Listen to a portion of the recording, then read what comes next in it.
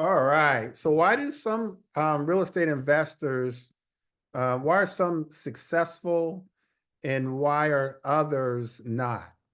And from what I've seen over the years, and we'll go over this throughout this PowerPoint, I see consistency as a reason why some are not successful. I see budget. I see some investors making money or wholesaling and they make money and then they spend the money. They don't reinvest their money into their business. And you guys have heard the old adage, it takes money to make money. This is a business. And so as a real estate investor, you got to look at yourself as an entrepreneur. And it's a business, and you've got to keep growing and scaling your business. And one thing that I don't see is investors doing that. I do see investors giving up, not persevering. I've seen that over the years. But I think the biggest thing is just really not looking at real estate investing as a business and doing all that you can to keep growing the business, which includes making sacrifices. And so when you make money, let's say you flip a property in wholesale, um, a lot of that you make, you've got to put back into your business to keep growing. And then eventually start buying and holding real estate. And so let's get into the PowerPoint. Again, this is interactive. So if you guys have questions or comments, let me know or go to the chat. But the objective is to learn key differences that set successful investors apart. And I want you to be one of the successful investors. And so if you have pen and paper, I want you to take some notes, because ultimately, my ultimate goal for you is to buy and hold at least one property. At least one property, I want you to buy and hold. Buying and holding one property just makes a big difference. And the difference is here in our area in the DMV, properties double in value every 15 to 17 years. So you buy a property today, 15 to 17 years from now, it's going to double in value. It's worth 400 today. Let's say you're an investor, you buy it for 300, but it's worth 400. 15 years from now, it's going to be worth 800. And I've seen that over my lifetime. And so property values go up. If you buy it for 300, so if you buy it right, pay it down, pay it off, within that 15 years, if that's your strategy, if that's your goal, you could possibly have that property paid off by making extra payments towards the principal. And now in that scenario, you got a property worth 800,000 and you own it free and clear. I mean, that's an option for you, but it goes up in value.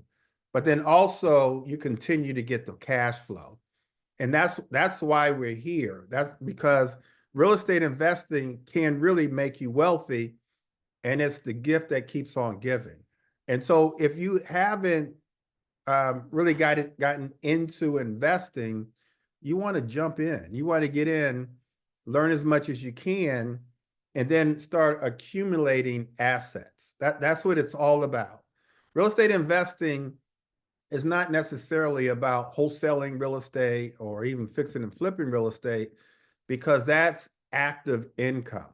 You flip a property or you wholesale real estate, which is necessary because we need the cash, but you just get paid that one time. That's active income. You want to make the sacrifice and take most of that money and buy and hold real estate. That's passive income.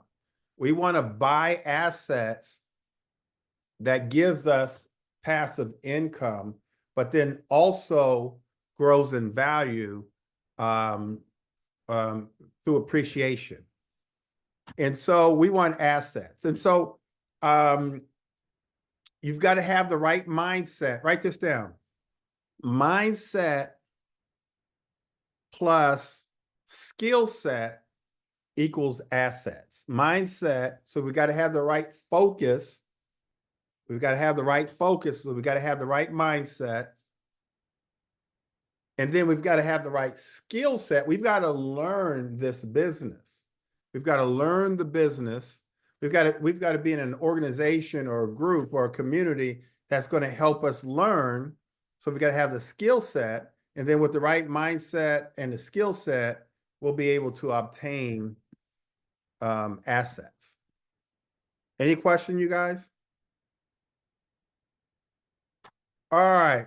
So the successful investors, they set goals. And so the question is, as a real estate investor, what is your goal? And I want you to have goals, measurable goals. If you're a wholesaler, some of our wholesalers, they want to wholesale maybe one property a month as a big goal, one property a month. Now, in our area, we're making 15, 20, sometimes $30,000 on a wholesale deal. And so wholesaling real estate, you can make a lot of money doing that. It can change your life if you can do that consistently, and then take some of that money and buy and hold. But you've got to have a goal. You've got to have a goal to do that. And that's what the successful investors have. We just went over a business plan with our coaching students, and we had them write down their goals. So they would have a clear vision of what their goals are, but more importantly, a clear vision of success. And then you want to have a long-term goal as well. What's your long-term goal? What's your long-term cash flow goal? You're buying and holding, and you're buying properties, right, paying them down, paying them off, and then you're enjoying the monthly cash flow. And let's say that monthly cash flow is about $3,000 a month once the property is paid for. The question is, what's your long-term vision or your long-term goal for monthly cash flow going into retirement? Is it $10,000 a month? Is it $15,000 a month, $20,000 a month, $30,000 a month? If it's $30,000 a month, then, and if the cash flow per property is $3,000, then we reverse engineer that and say, okay, now you need 10 properties to give you the 30,000, or maybe less if you buy a property that has more units, which means you're going to have more cash flow. So that's what the successful investors do. They put together a business plan, and they write out the business plan, and they write out their goals and what their vision is. And they know what their short-term goals are and what their long-term goals are. Unsuccessful investors, what I've seen is that they don't really have goals. And in part, it's because a lot of investors are like, they're regular human beings. They want to be successful. They're comfortable with their 9 to 5. Nothing wrong with that. They're comfortable there. And then really nobody in their circle, their friends, family, nobody really in their circle is investing. So there's really no pressure or guilt involved in not being successful as a real estate investor, because they may be successful at their 9 to 5 or just comfortable. But knowing that real estate investor can change your life if you just got the resources and the skill set, you could really learn that and have better potential and live up to your potential. But you've got to have that clear vision, and then you've got to believe that you can do it. You've got to have the focus and then really believe that you can do it. All right. So education, you've got to educate yourself. And so all along the way, and I've been an investor for a long time. I started right out of college. Things change. I mean, things are always changing. So I am always reading. I'm always looking at podcasts. Quentin asked me earlier about wholesale laws, because they were going to change, but they didn't change in the state of Maryland. but there was legislation it's been a couple of years now, Quentin, that they tried to pass a law saying that in order for you to wholesale, you had to have a real estate license. And so, but it didn't pass. But you've got to keep up with those things. One of my coaching students, Japera, called me to look at a property in Capitol Heights, Maryland, maybe a year ago now, maybe a little less. And I went over there and I said, this is not a good investment to flip, but it's a good investment to do a novation. Well, she had never heard of a novation. And so that's why you've got to continue to educate yourself. So like the latest trends, like creative financing, creative wholesaling, which I call novations, that deal wasn't a good wholesale deal, wasn't a good fix and flip, but the numbers worked for novation. And so she learned through me what a novation was. And again, that's successful investors stick with each other. They're in groups so they can learn. And so she learned, and she actually did that property on her own, doing a novation. She went back and studied it and said, okay, I can do that. And so you've got to keep up with all the trends, all the financing options. I'll talk about creative financing in a minute, but that's what you've got to do. Unsuccessful investors, they rely on outdated information and they skip learning altogether. And you can't do that to be successful. You've got to be around other investors in order to be successful. Are you guys, can somebody unmute themselves and just say amen so I know you're out there? Are you guys out there? Somebody say amen. I'm out here. Yep. Amen. Amen. Amen. Right. The woman too. Amen. Yes. Amen. Right. And that's why I just need to know that the choir is out there. All right. Consistency. Ooh, consistency. We've got to be consistent. And investors, unsuccessful investors are not. And again, it's easy not to be consistent because nobody, and for the most part, there's not a lot of people around you that are investing in real estate. And so if you're not successful, nobody's going to know, nobody's going to judge you. A lot of unsuccessful investors have analysis paralysis. I see that a lot. It reminds me of many years ago. There was a property. I think it was in like St. Mary's County. I went and took a look at it, and took one of my real estate agents with me. I was with way back then. I was with Remax, and I was going to partner with one of my agents, and she had an analysis paralysis. And long story short, we did not buy that property.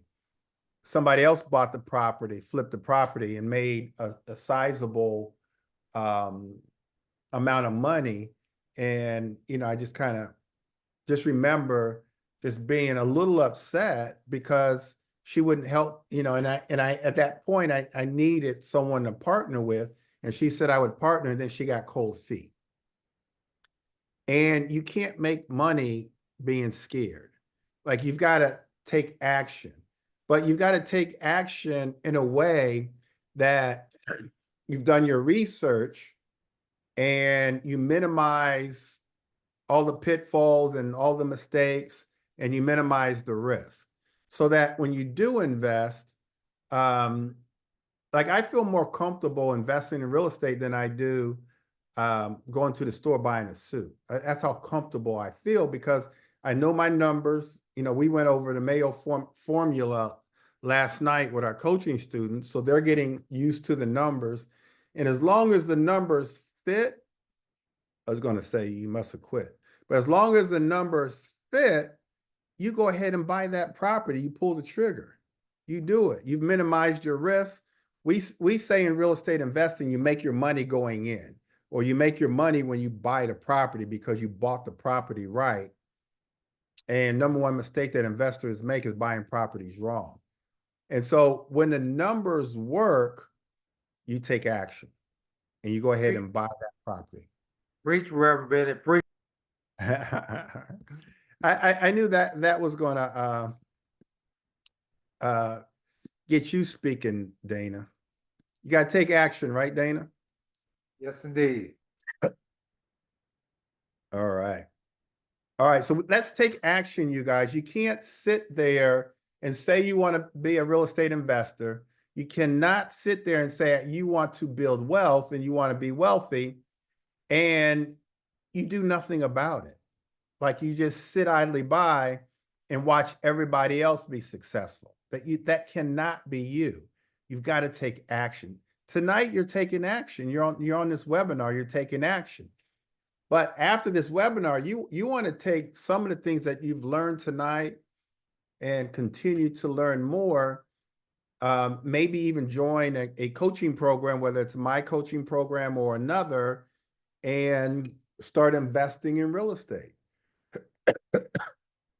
That's what you want to do. That's taking action. That's being responsible for your own wealth, for yours and your families. All right, networking. I can't tell you how important networking is, being part of a community, having like an accountability partner that helps you through, building strong relationships with other agents, lenders, contractors, other investors, and leveraging their network to find deals and solutions. I had a meeting with a property manager today, old friend of mine. Some of you guys know her, Keita. And we met for 2 hours and we were just networking. And what she came in for to get advice, she left out with a whole different realm of, she might even be on here, of, I had her thinking in a different way.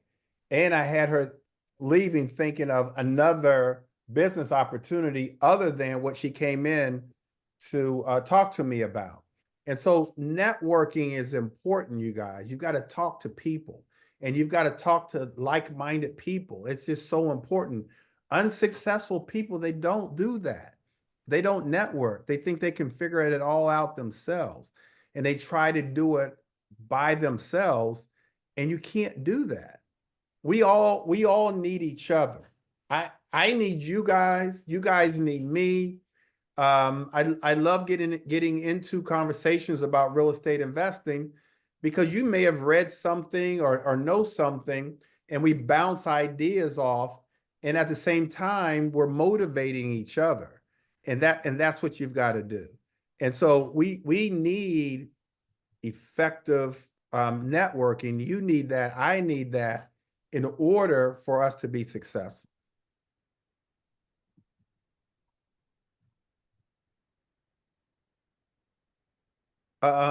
Adaptability and resilience. And so we've got to adapt to market changes. The market has definitely changed. We've seen ups and downs, buyers markets, sellers markets, since the pandemic. We've seen that.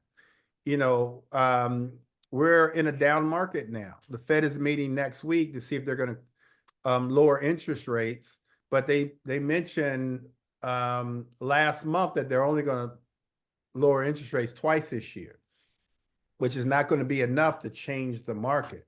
And so you've got to know and be able to adapt to that.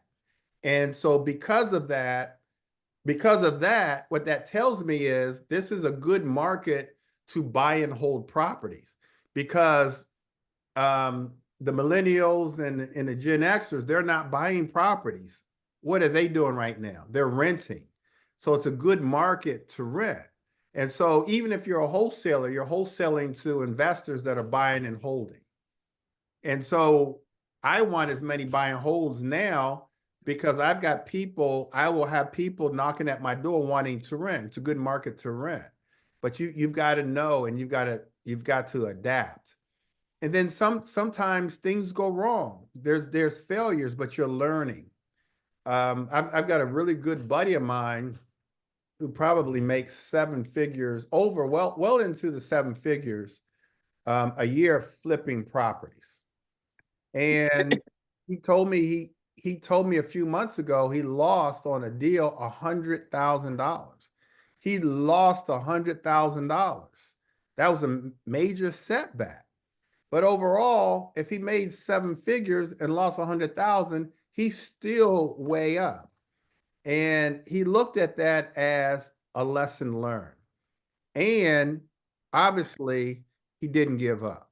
And so we have some investors that have some failure, and instead of looking at it as a lesson learned, they look at it as too big of a setback and they quit.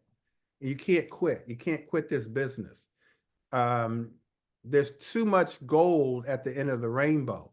But you look at every opportunity, even setbacks, as an opportunity to learn. I was talking to, I think I was talking to my coaching students last night, and I told them I had a property where I got 3 estimates from 3 different contractors. And my mistake was I went with the cheapest estimate. It's the biggest mistake I've ever made as a real estate investor. I went with the cheapest estimate, and oftentimes you get what you pay for, and they just did a terrible job. I had to fire them and then actually hire the guy who gave me the highest estimate. And so I had to pay much more than I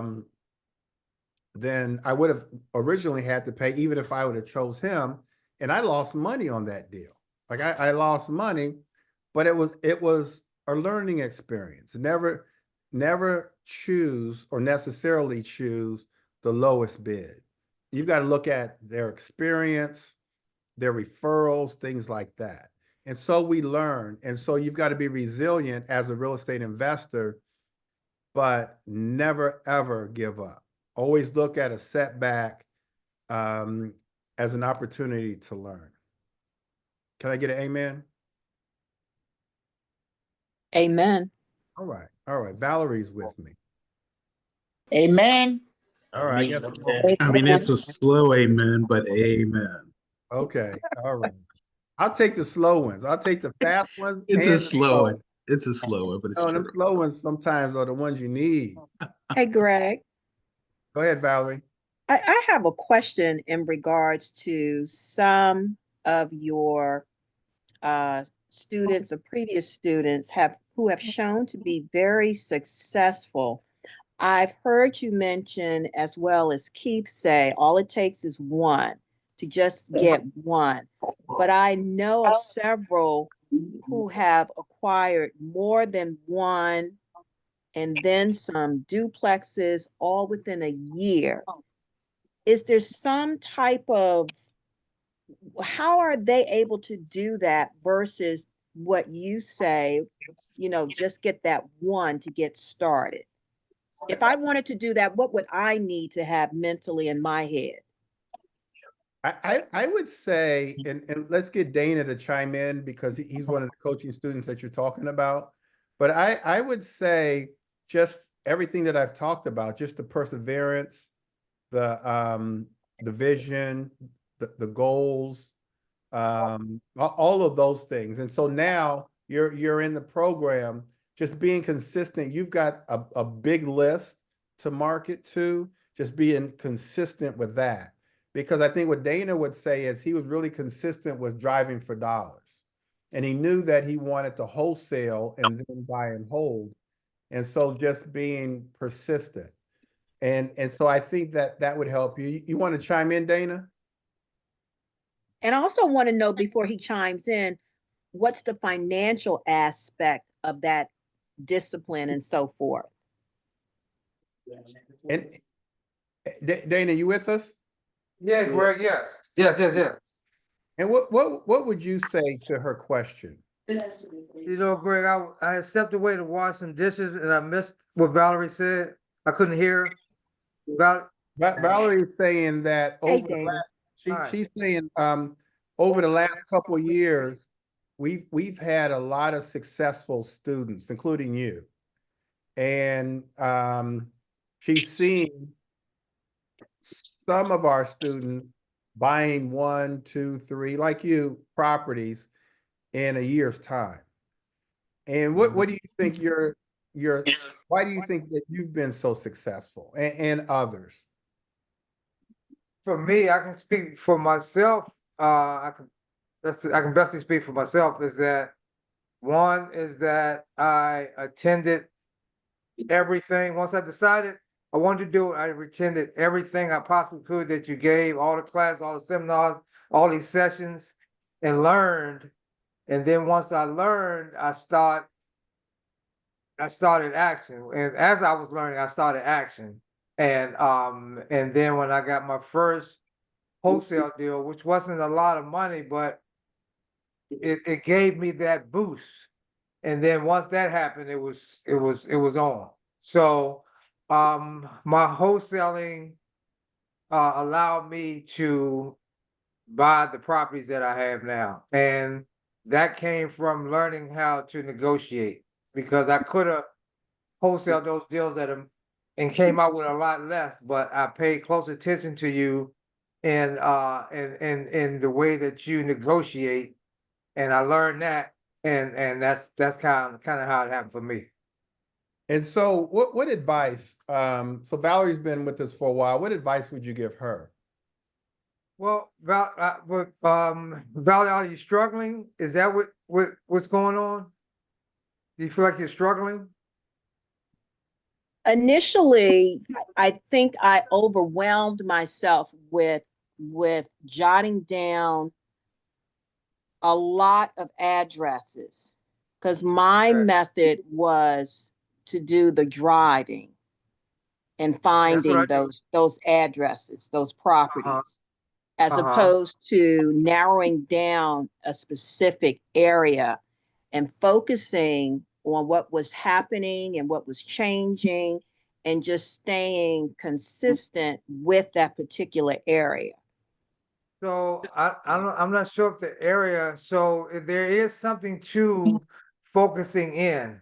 But as far as the area, I don't think, if we talking about getting a deal, because if you get one deal, then it's gonna change how you feel. So if we talking about getting a deal, I don't think that pertains to a particular area. That pertains to just keeping going, but getting your effective plan together, and your strategy, and constantly building on that and keeping active in that. But I personally, I wouldn't say that it would be about a particular area. For me, I found myself sometimes where I was trying to do too many things. So I had to just buckle down and pick something and focus on that. That was my focus had to be. Mhm. You seem like you feel like your focus needs to be in a particular area or neighborhood, but I really don't think that that's it. I think it's your find out what you want to do, learn that, master that, and make that work. So for now, Valerie, you asked me how much money do you need? For you, you're in our program, so you really don't need any money now. And so you have a list. We gave you a list.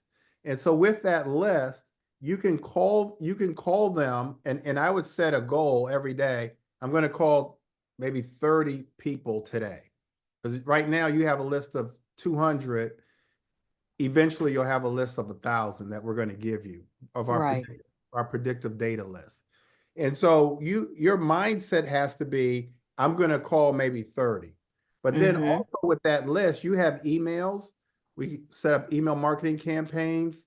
You have, along with the phone numbers, I'm going to teach you guys how to do text message marketing, Yes. SMS. You have the addresses to the properties. And so eventually I'm going to teach you guys how to do direct mail. So let's say, for example, you don't want to call, which is fine, but out of the 4 different marketing channels that I just mentioned, you've got to get good and consistent at one. And then, like Dana Mhm. said, once you get one deal, now you've got proof of concept. Now mentally you're feeling good. This thing works. Now I'm going to go and get it. And so Right. The wheels so turning. Dana went from, um, Dana went from one wholesale deal. I don't know how it went, but he just like really blew up. One wholesale deal. He as well as Andre. Huh? I said he as well as Andre. I see Andre constantly.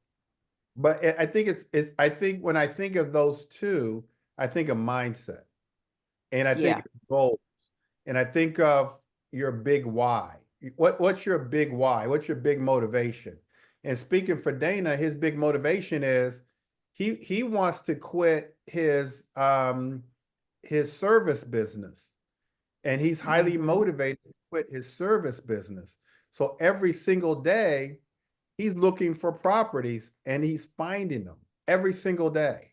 There was a time where he had a lead almost every day, and we were wholesale. He was wholesaling to me.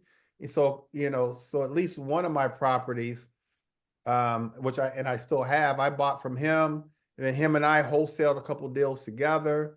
He wholesaled some deals on his own.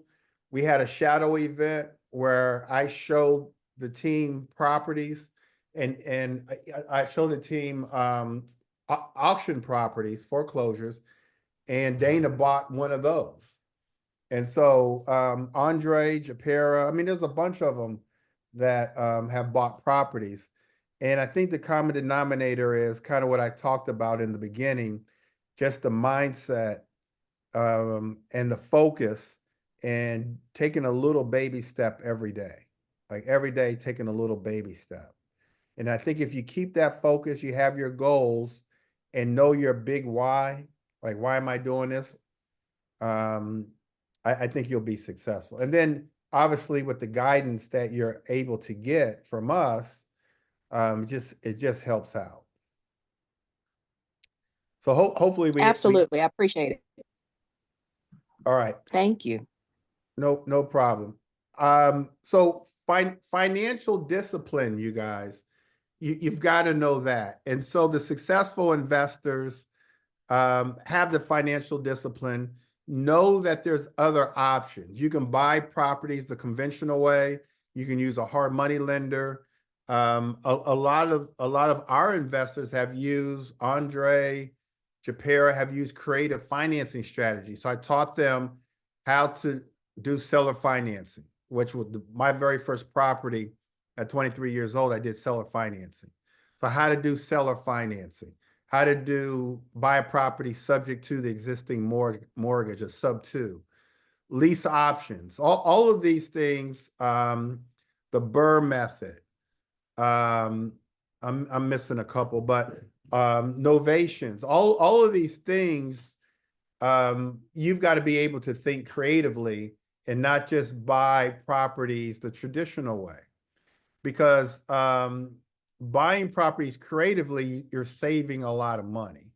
And so that's part of what you want to do. And a lot of our investors have done that.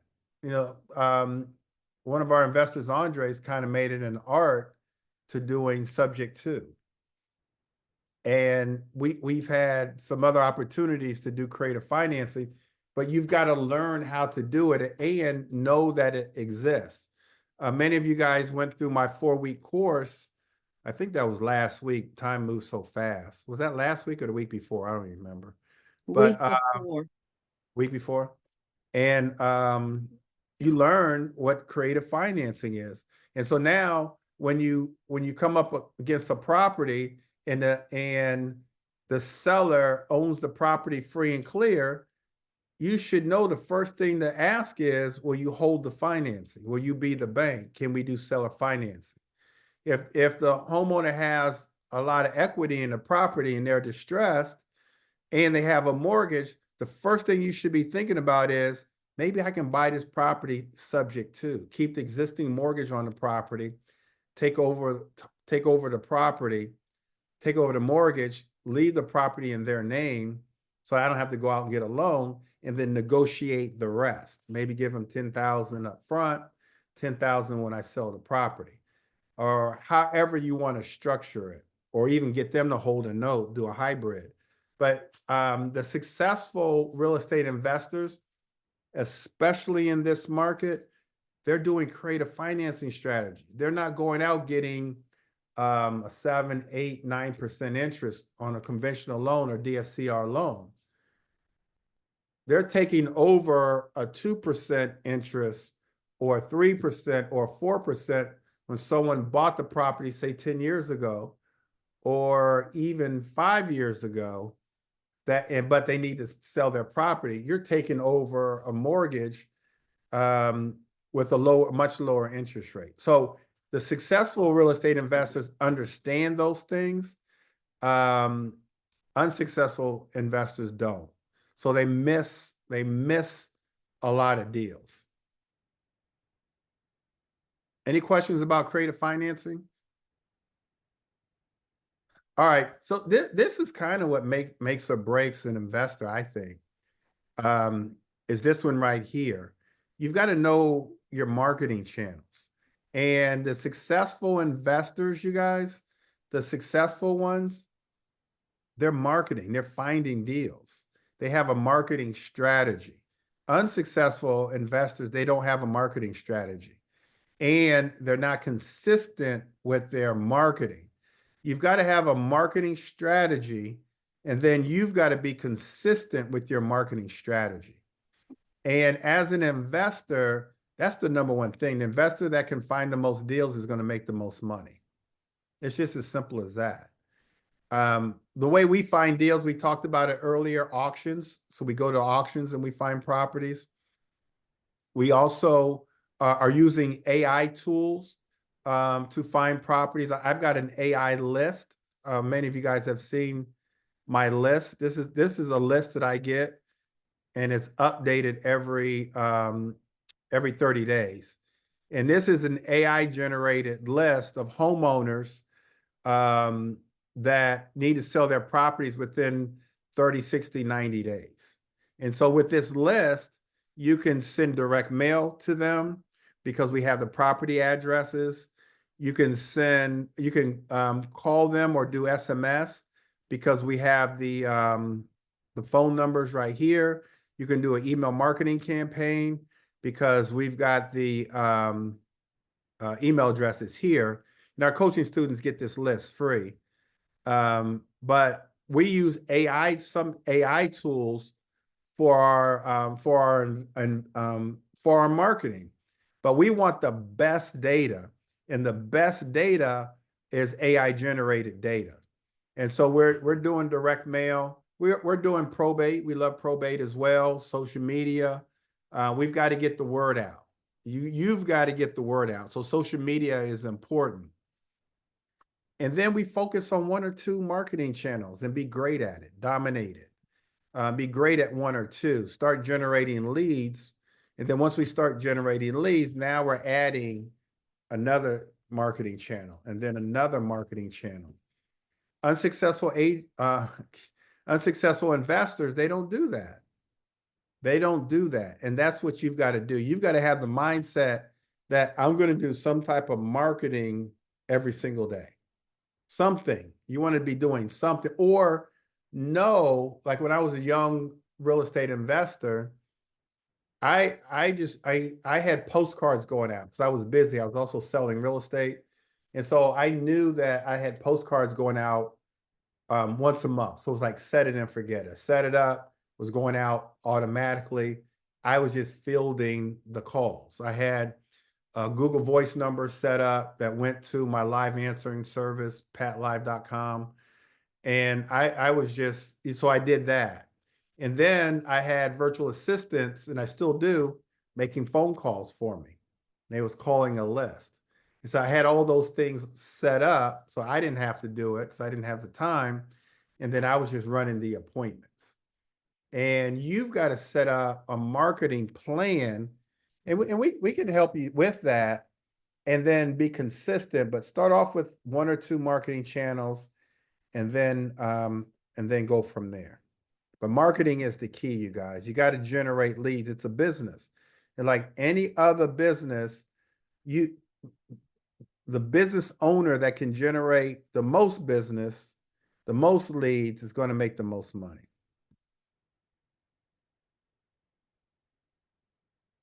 Negotiation. We love negotiation. Negotiating is a skill. It's an art. The better you are, the more money you're going to put in your pocket. you've got to know what the winning strategies are for negotiation, and the successful investors know how to do that. They know their numbers. They know how in a negotiation how to go from traditionally making maybe $15,000 on a wholesale deal. You were able to negotiate to the point where you were able to double that, or have a six-figure payday on a wholesale deal because you knew your numbers and you knew how to negotiate. You knew when to walk away. You knew how to do what I call the negotiation after the negotiation after the negotiation, or renegotiation, which we do on every deal. We renegotiate right before settlement. The handshake, the pain. There's got to be pain in every negotiation. If there's no pain in a negotiation, it's not a good negotiation. Like, you've got to understand negotiation. If I go into a negotiation and I need to get them down to 250, and I say, Mr. and Miss Seller, do you have an idea of what you want for your property? And they say 250, I'm at 250, they say 250, there's no pain there. But then if I say, oh, you want 250, I was thinking 200, now there's a little friction. And if I stick at 200, or maybe, what's the easiest thing to do? Meet them halfway at 225. Now there's a little bit of pain. We want pain in every negotiation, but you've got to learn how to negotiate. Well, I'll be teaching, I've got it on the calendar. I'll be teaching this one day next month on how to negotiate, how to go from a good deal to a great deal. Dana just mentioned negotiation. And Dana, put your camera on, Dana. Put your camera on. Hey, I taught Dana negotiation so well that he turned it against me. And some deals that we did, don't laugh, and some deals that we did together, he negotiated the negotiator, and he won. You won, Dana. Do you thank feel you, bad? Greg. Do you feel bad? Not really.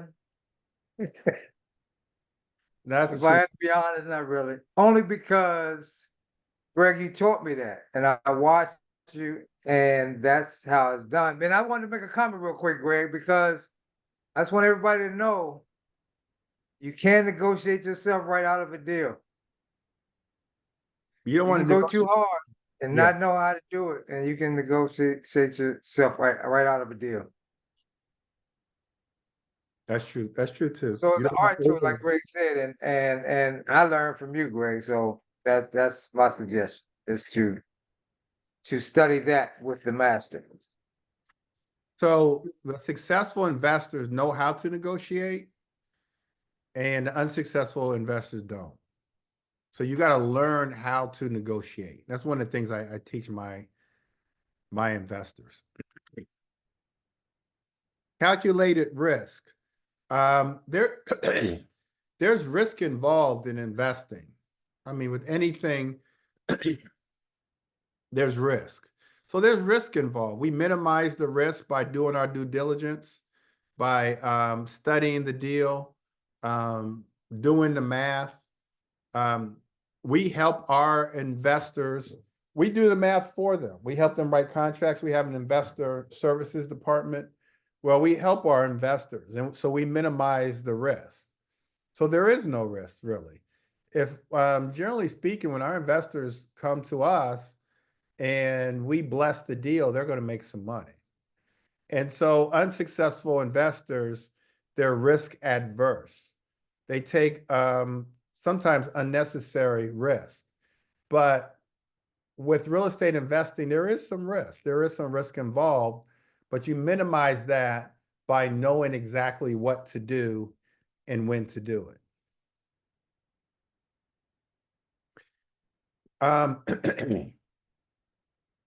Being part of a community. I mean, you'll often hear me say, and other investors say, and just other people in general say, that you've got to be part of a community. That's how you're going to learn. That's how you're going to grow. There's masterminds, there's RIA meetings, there's meetups. You want to be a part of all those things. I'm always part of some type of training. I'm in some training now. I've been parts of masterminds, and it's to help me grow. I was talking to Keita today, and we were talking about masterminds, and she was saying that someone was trying to talk her into being in a property management mastermind. And one thing I told her was I was in a mastermind where I paid $18,000 to be in the mastermind. And she said, really? I said, yeah, I paid $1,500 a month. But I told her after the first 30 days of being in there, I had already got my $18,000 back through what I had already learned in the first 30 days and applied it. I had already gotten my $18,000 back. And that's the benefit of being part of a community. Now we have a community, it's not 18,000, it's free. We have a free community that I think a lot of you guys are in, and I will send you the link to be in it. But it's just well worth it. Like you've got to be in with people who are doing what you want to do. If not, it's like you're a lone wolf trying to figure things out on your own. You're just kind of out in the world and just kind of traveling like a nomad with no direction. And you get lost and you get unmotivated. You've got to be part of a community that, or at the very least, talking about what you want to learn and know almost every single day.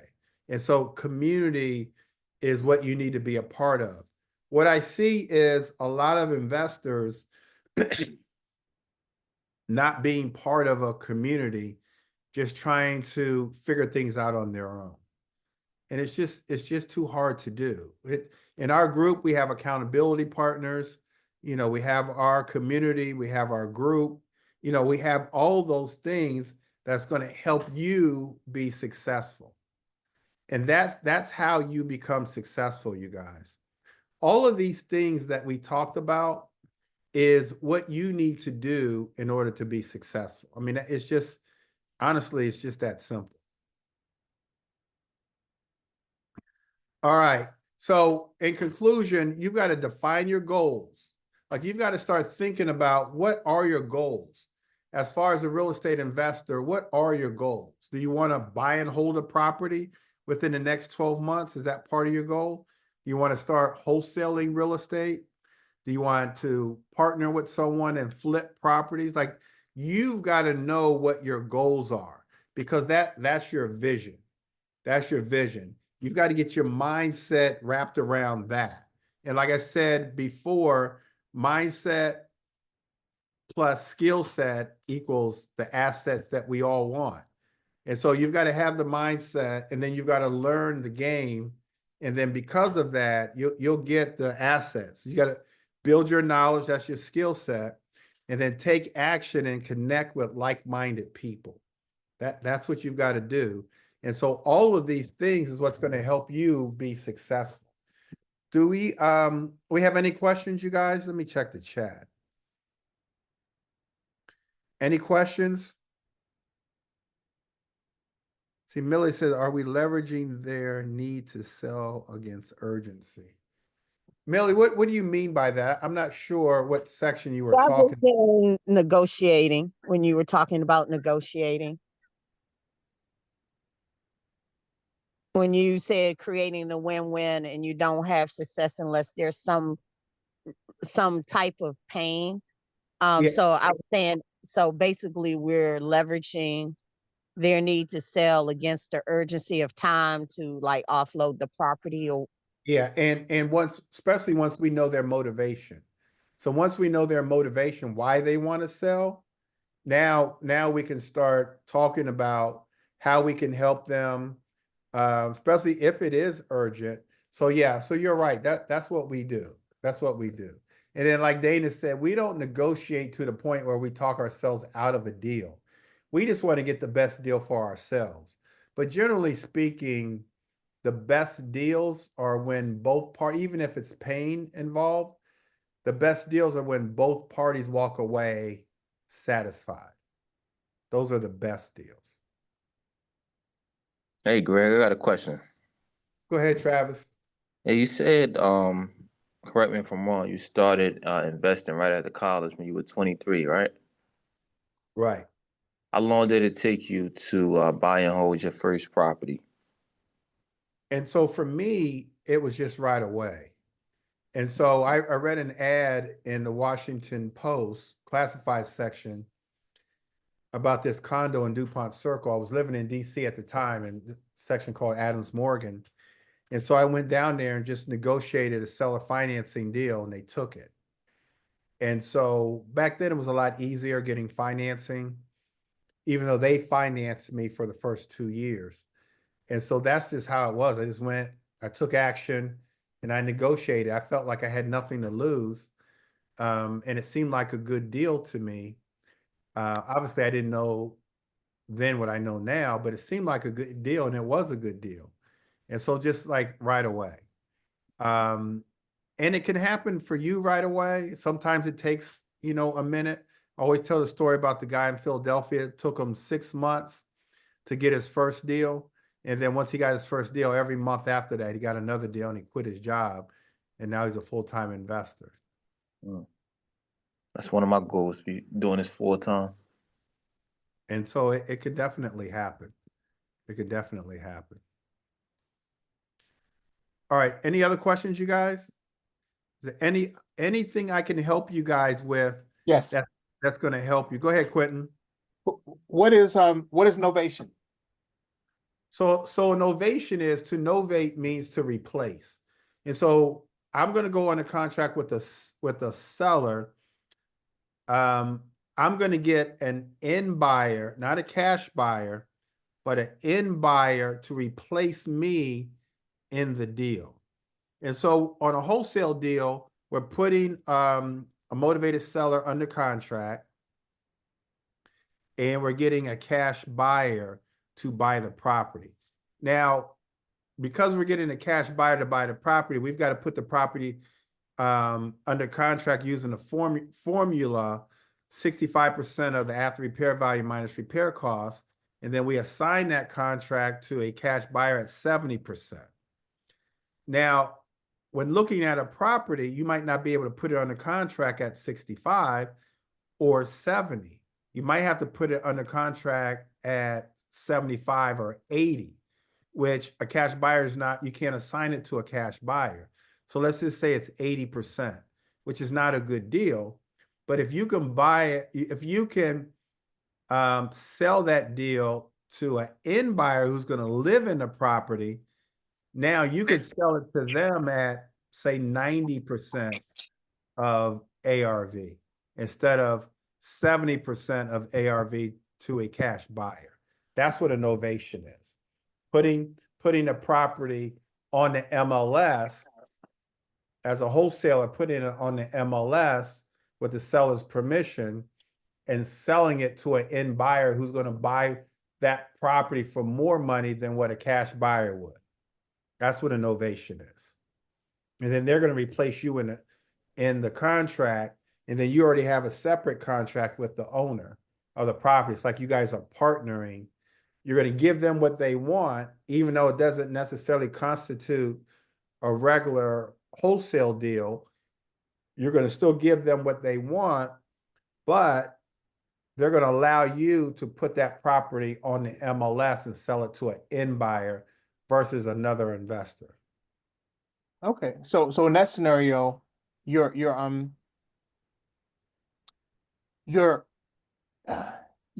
buyer, I mean, you're basically skipping a rehabber. Right. Or is it okay? You're skipping the rehabber. You might do some light renovations, or not, or not. And so I've just completed 2, where one I did do some renovations, and then the other one I just cleaned it up real good, and then put it on the market. Thank you. All right, any other questions, you guys?